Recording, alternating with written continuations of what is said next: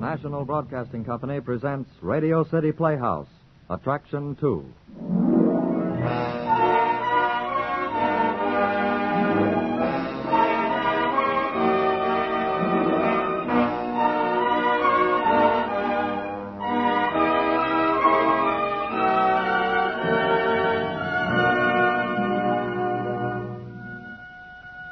Before we raise our curtain, we'd like to take time for a small speech.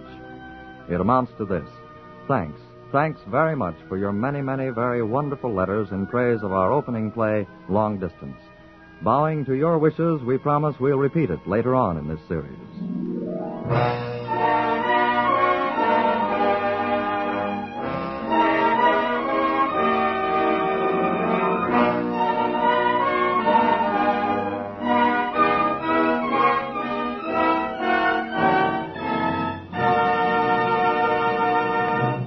Tonight's play is titled Ground Floor Window. It was written by an extremely talented young author, Ernest Kinoy. With Bill Redfield starring as Danny and directed by Harry W. Junkin, here is Radio City Playhouse, Attraction 2, Ground Floor Window.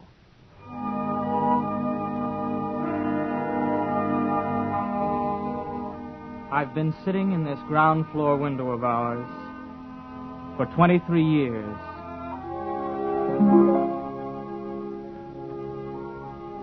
Yes, ever since I can remember, I've watched the girls playing potsy on the sidewalk, the boys playing stickball, dodging the cars, shooting marbles in the gutter. I'm 23 now. 23. Hey, Billy, go ahead. Go, will you? Come on. It was 6 years ago that I first saw you, Ruth. You were the new upstairs tenants. There was a big yellow moving van, the furniture, your father managing everything. I remember the first words your father ever said to me. The first words your father ever said to me were... Hey, you in the window. This 791. I said, is it 791? No use asking him, mister. He's dopey. Yeah? What do you know? Yeah, he's a regular goof. Just sits there all the time. I can't... See? Like I said, he can't even talk straight. Yeah, it's 791, all right. You're moving in, huh? Yeah. Say, the goof there, he ain't dangerous or anything, is he? Him? Nah. He can't even get out of that chair. His ma even has to tie his shoes for him. No kidding. Yeah. Okay, Ruthie, this is the right place. We're home. What's wrong with a kid in the window, Pop? Never mind now. Go find the super and get the key to the apartment. He looks so funny. Go on, you heard me. Find the super.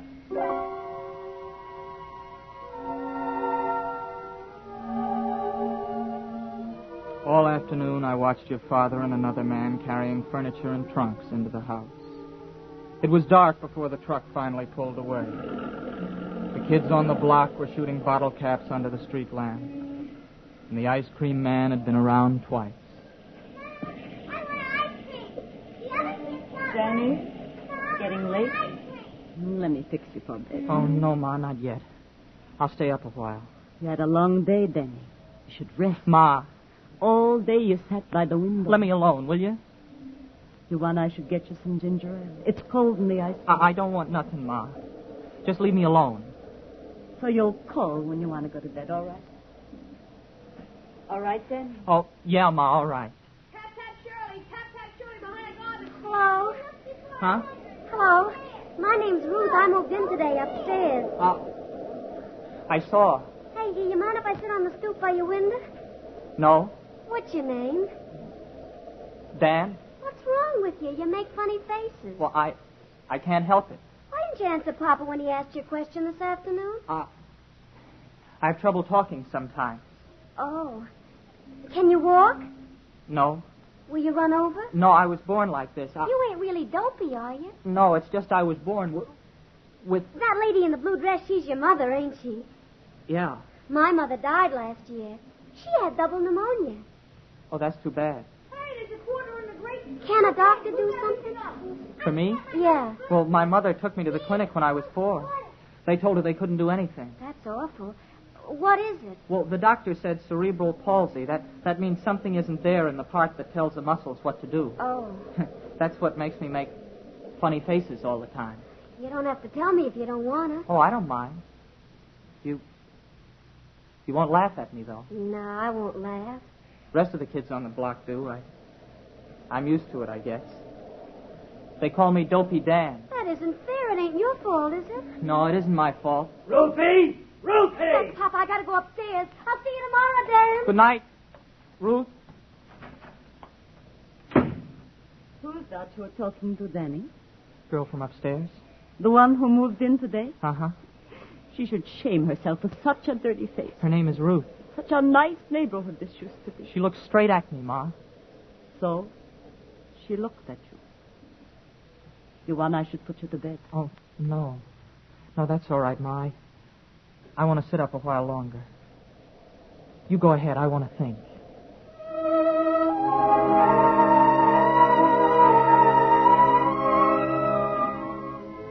I watched you grow up, Ruth.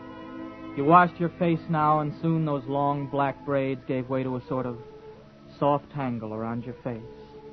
You went to Douglas Junior High School with the kids from the block, and after school you used to sit on the high brownstone stoop just outside my window and report on the day's activities. The teacher don't like me, Dan. Right in front of the whole class, she said I didn't do my homework. Well, did you?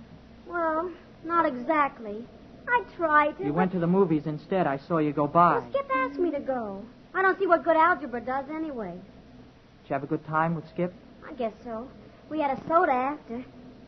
You never seen a movie, have you, Dan? Well, Ma was going to take me once, but she couldn't get anybody to carry me. It was a swell picture. I'll see one someday. What do you do when I'm in school, Danny? I don't know. Watch the street, I guess. Don't you read? Well, I can't turn the pages so good. I used to have a teacher come twice a week, but not anymore. Hey, I know what. I'll read to you Saturday afternoon. I've got to read Ivanhoe for school anyway, and I'd just as soon read it aloud. Hey, Ruthie!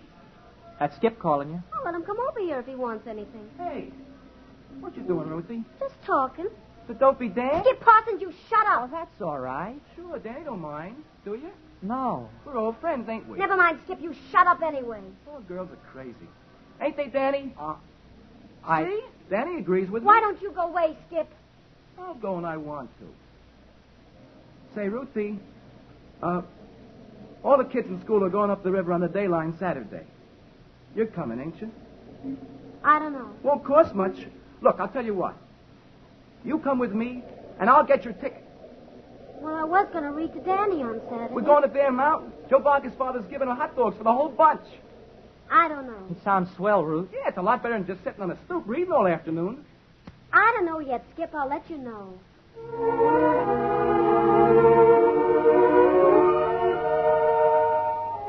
You went to Bear Mountain with Skip, Ruth. I wanted you to. Skip was supposed to be very funny. He had an imitation of the way I talk and how my face moves. I never saw it, but all the kids in the neighborhood laughed every time.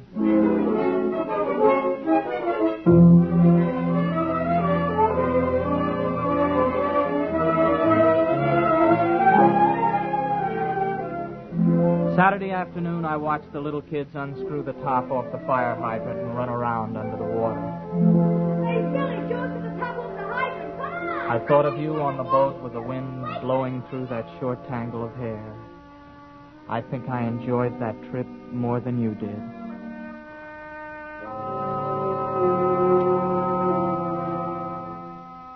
You came home way after 12, alone. The night was hot and the whole street seemed to be weighed down under a smothering blanket. You sat on the stoop, and even in the dark, I could tell you were crying. I am not crying. It's just hot. Well, I didn't mean anything, Ruth. Didn't you have a good time? Sure. Well, how come Skip didn't bring you home? Your father will be awful mad. I don't care. Well, what's the matter? You are crying, Ruth. It's nothing, Danny. Something happened on the trip, No, didn't it? no. It was Skip, wasn't it? Oh, Danny. He made fun of the way I talk. I tried to make him stop, but he wouldn't. He only did it because they all laughed. Oh, Danny, it was awful. You mustn't mind, I Ruth. hit him, Danny. I slapped Skip as hard as I could. And then I ran into the cabin. Well, please don't. I didn't come home with him. I couldn't stand it, Danny. I won't ever talk to Skip as long as I live. Oh, they don't mean anything, Ruth. It's just that I'm different. Now, don't cry, Ruth, please. Is that you, Ruthie? It's Papa. He's been to Connolly's bar. I saw him go by around 10. Ruth, answer when your father calls Yes, you. Papa. Danny's drunk. What'll I do? Didn't I tell you to get home before midnight? Papa. Didn't I say before midnight? Didn't I? But, Papa. Mr. Gower. What do you want? Well? Ruth was here, talking to me. No, Dan. Oh, she was, huh? She was talking to me. She was back around 11. Why, you lying half-witted cripple? Papa, I don't oughta... you dare talk to Dan like What? that. Why, you little... Ruth! Go on, get upstairs before I beat your head off. Mr. Gower, you shouldn't do that. Listen, you overgrown idiot. If I didn't know that your mama has to even wipe your nose for you, I'd stay away from Ruthie, see? I don't want her hanging around well, just stay away. Danny. That was Gower coming home drunk again, Danny. Danny. You're crying. No, Ma. What's the matter? Can I do something for you? Danny, what are you crying for? Nothing. All right, so let me fix the pillow behind your back. It's all crooked. Ma, stop it. Danny. I can't stand it any longer. Let me alone.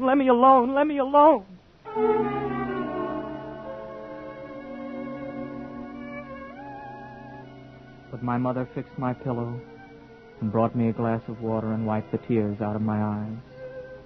I sat at the window staring out at the street.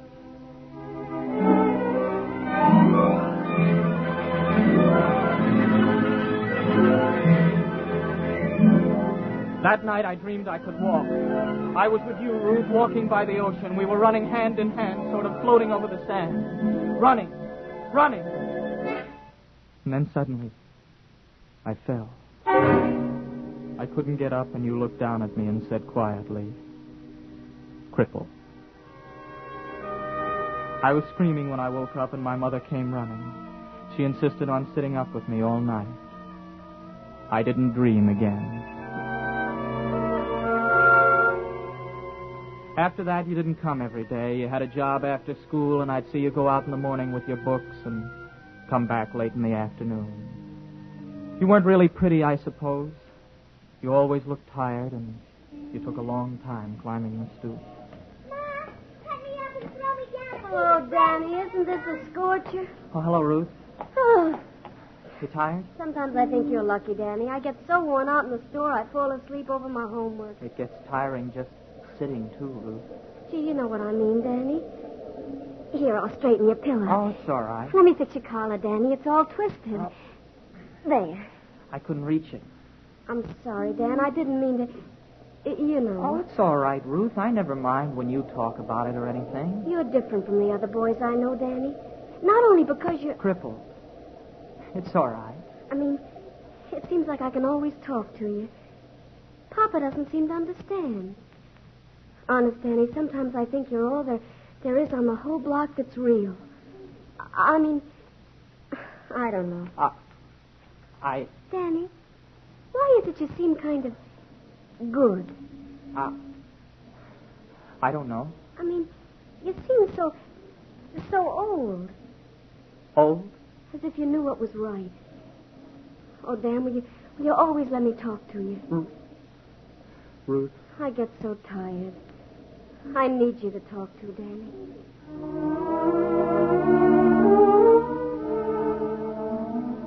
You sat on the stoop with your head in your hands, looking like all the sorrow in the world. And then you looked up and smiled at me, and I could see tears in your eyes.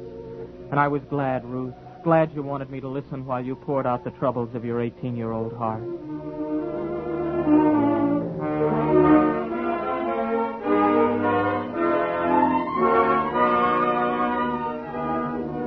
The war was over now. There was a big welcome home streamer stretching from our house across the street to 794. Dad! Danny, look who's back! Look who's back! It was Skip Parson on the sidewalk at the foot of the stoop. He stood looking up at me with his feet apart, leaning on a sort of steel cane that reached up beyond his right hand and clamped his arm by the elbow. Hi, Danny. Hello, Skip. Swell to see you. Come on up and sit down a while on the stoop. Sure, I got nowhere to go. Hello, Skip. Hiya, Ruthie. I guess I kind of joined your club, Danny. There. I'm sorry, Skip. Well, I still got the leg, even if it is all scrambled up. How you been, Danny? All the same. You look great. I mean, except for the leg. Yeah. But the surprise is Ruthie. She wasn't pretty when I went away. I'm not now. Sure you are. Isn't she, Danny? You ought to know. I leave it to you. I guess so. Never mind. What are the ribbons for, Skip? Oh, free beers, mostly. They're good for at least a quart at Connolly's. Didn't you notice me weaving? That's a combat infantry badge, isn't it? Yeah. I'll tell you a secret. It's the only one that means anything to me. The other stuff is to sweep beautiful ladies off their feet. Why didn't you write you were coming? I didn't think of it. I guess I should have. Well, you got home just in time, Skip. Ruth graduates high school tonight. Hey, that's swell. Congratulations. But you should have told me. I'd have brought you a present or something. Maybe flowers. But Dan sent me flowers. Why don't you go with her tonight, Skip? Mr. Gower's working. Ruth won't have anybody there. I wasn't asked. Don't be goofy. I need somebody in the audience to clap when they call my name. Oh, horny-handed Parsons, they call me. How's this? Those two. I gotta go get dressed now.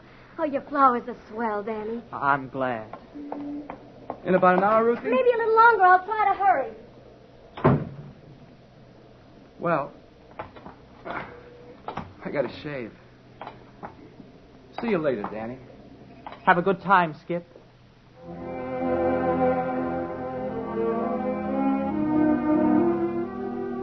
I saw you go off together to the graduation. It was almost dark, and the street lamp went on just as you passed under it. Oh, Skip was wrong. You weren't pretty, but the light caught the white flowers in your dark hair. They danced when you tossed your head and waved to me. That's the Gower girl going to graduation. Yes, Ma. You'd think her father would come home to go with her. He's working. Working, not working. A girl graduates only once. Who's that with her? Skip Parson. He came home today. I already heard that. It's a shame his leg's such a strong boy. Oh, she looked nice, Ma. She ought to. You made me buy expensive enough flowers. So much money for a little girl like that. Oh, Ma. Still, you're right. Her father wouldn't get them, and on graduation, a girl should have flowers. They were pretty. She had them in her hair. Lucky Skip came home, so she had someone to take her. Everybody's got his troubles. In the whole world, nothing but troubles. So, you want ice cream the next time the man comes around?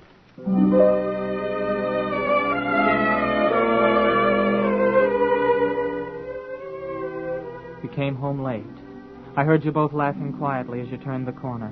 And when you passed under the street lamp, I saw the flowers in your hair, wilted and yellowing. Skip had tucked one of them under his infantry badge, like it was a buttonhole. Dan. Hey, Dan. He's probably in bed. Danny. What do you want to wake him for? I promised to tell him about graduation. Oh, give him a break. Let him sleep. But I promised. It'll keep till morning. Danny won't mind. Gee, I wish he could have been there. Why, did I clap loud enough? Don't be silly, Skip. It's a... Oh, Danny's been something sort of special to me. Oh. Skip, it isn't fair. Why should he be like that? It isn't fair. Hey, take it easy. It's graduation night. He said he was glad you went with me. Sure. Danny's okay. Say, you're not in... I mean, Danny... Oh, Skip. Ruthie, let's walk down to the river. It's early. I can't. Pop will be home from work soon. He'll get mad. You got lots of time. After all, you only graduate high school once. Well, I really promised. If Danny was up, he'd have answered. But Papa Your said... old man doesn't come home till 3. What do you say? All right. Oh. What's the matter? My flowers came loose. Here, hold my purse. Oh, they're drooping anyway. You might as well throw them away. No, I'll fix the pin. I want to save them. There. We can make it to the river and back before your father comes home.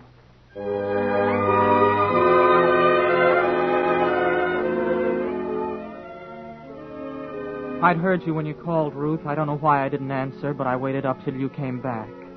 I wanted to be sure you got home safely. I was afraid your father would come home and find you still out, too. But he didn't.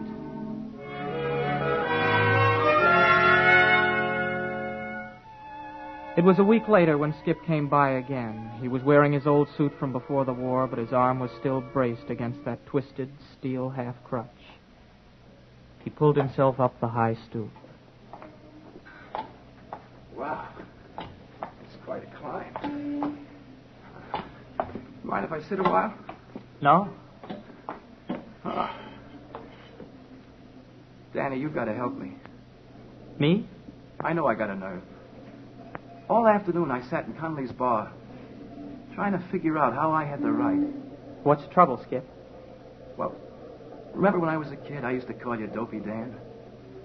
Yes, I remember. Ruthie socked me for it once. I was imitating you on the boat coming down from Bear Mountain. She hauled off and socked me. I knew about it. Well, kids are like that, Danny. You know that, don't you? I didn't mean anything special. I was just, there isn't an excuse, I guess. Well, I don't mind anymore. Look, I know it isn't anything like it.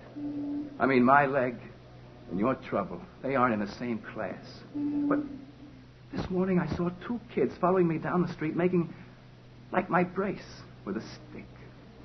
You'll get used to it. No, that isn't what I mean.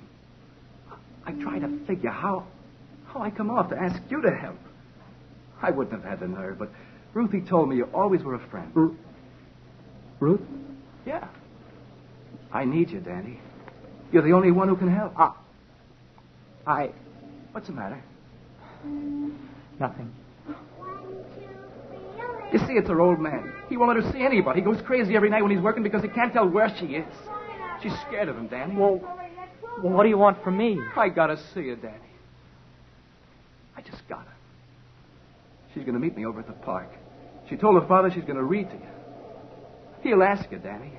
You've got to tell him she was with you.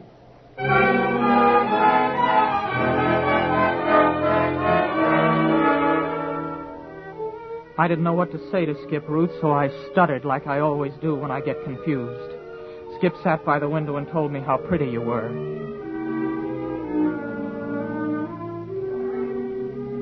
You weren't really pretty, Ruth, even on graduation night with my flowers in your hair. I wanted to tell him there were lots of prettier girls, so many others. He could walk, he could find the others. Why did he have to come to me? Why did I have to help him?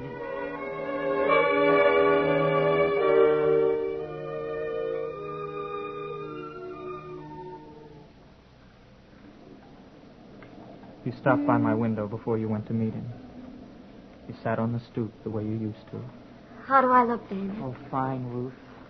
Just fine. I'm going over to the park to meet Skip. Yes, I know. Oh, Danny, I love him. What's the matter, Danny? Skip's a good guy. He wants to get married and go to California. He knows a job out there where his leg won't matter. Only it wasn't for Papa. Well, can't you just go anyway? Yeah, but Skip and Papa don't like each other. Danny, why is Papa like he is? He's not really bad. He worries about me. That way, you know. And Danny, he don't need to worry. Why can't he be nice, Danny? Why can't he? Ruth, You've always been a friend, Danny. I always been able to talk to you. Remember when I said I wanted to talk to you always? Ruth, I can't even talk right, hardly. Even if you couldn't walk or anything, you were my very best friend on the block. You were my best friend in the world, Danny. You could tell what I was thinking. You knew it without my saying anything. That's what I love about Skip, Danny. He's so gentle and sweet. Like you. Sometimes I think that you're the... No, Ruth. Oh, Danny, I'll write you often. You're not going tonight, are you? Tomorrow, maybe, if Skip wants. I hope you'll be happy, Ruth. Bend your head up, Danny. Well, your face feels hot, Danny. Are you all right? Have you fever or something? No. No, I'm all right. Your forehead's so hot, Danny. Tomorrow I'll say goodbye like always. Just like I was going to school or something. But you'll know, Danny, that it's... Ruth, don't. Goodbye, Danny. Oh, Danny.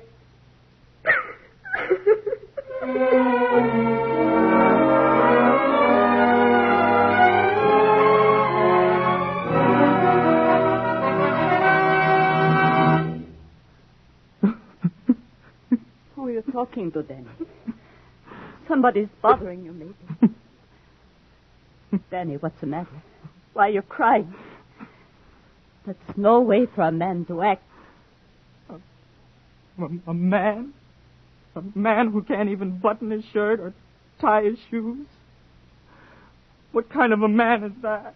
Danny. What kind of a man that drools and stammers when he talks like a baby?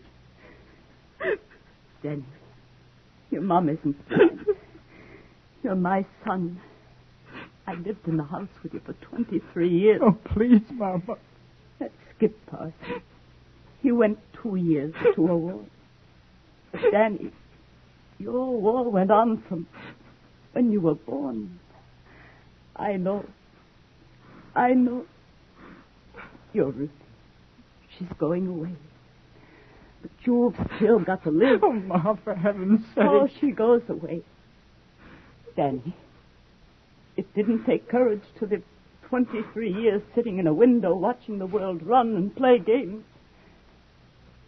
A man. Could there be more of a man? Mama, I love her.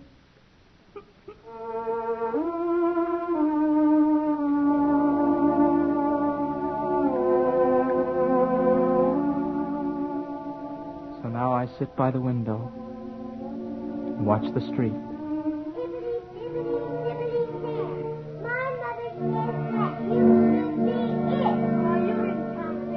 All day I watch the girls jumping rope and the boys playing stickball.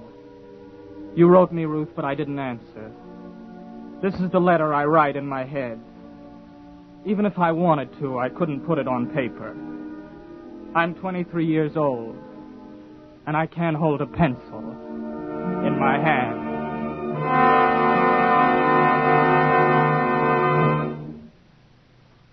That was Ground Floor Window, Attraction 2, Radio City Playhouse, as written by Ernest Kenoy and directed by Harry W. Junkin.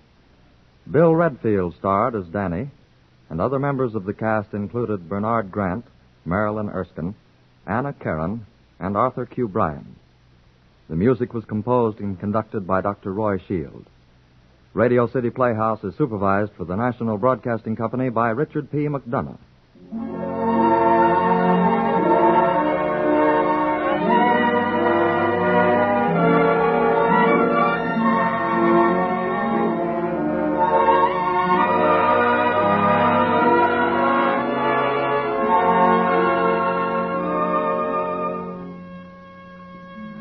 Next week, Radio City Playhouse presents Of Unsound Mind, written by our director, Harry W. Junkin. It is the story of Myra, beautiful, gracious, charming, and without a soul.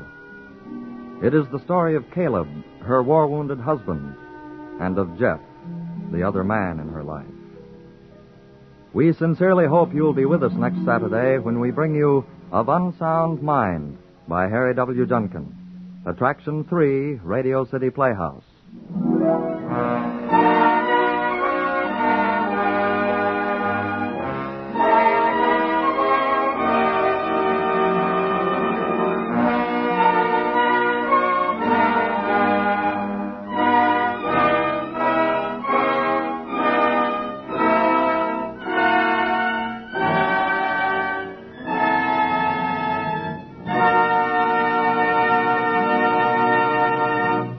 Robert Warren speaking. This is NBC, the National Broadcasting Company.